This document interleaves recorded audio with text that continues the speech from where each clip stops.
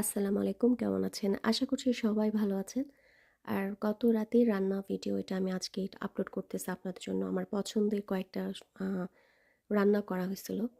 আর আমি তার মধ্যে হচ্ছে ঘন ডাল, যেটা আমার ছেলের অনেক পছন্দ।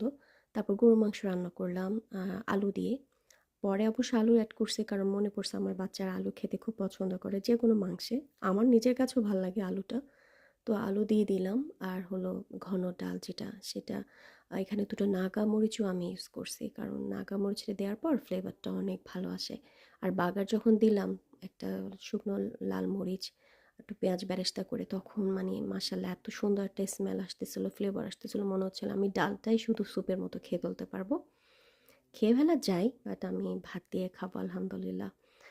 আর পাশাপাশি আমি এদিকে আম একটা ছোট চিংড়ি দিয়ে ঝিঙ্গা রান্না করলাম আমাদের দুজনের জন্য। আমার হাসব্যান্ড খুব পছন্দ করে এই সবজিটা।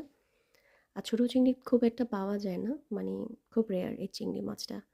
তো সেদিন পেলাম, গ্রোসারি থেকে আনার মাত্রই তাড়াতাড়ি করে ক্লিন করে হাফ মাছ দিয়ে আমি রান্না করছি অবশ্য।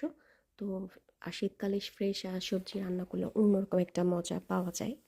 আর আমি একটা ভিডিও কিন্তু আলাদা করে একটা আপলোড করছি, বাট আজ যখন সবগুলো একসাথে রান্না করলাম, তো ভাবলাম এটা একসাথে অ্যাড করে ফেলি।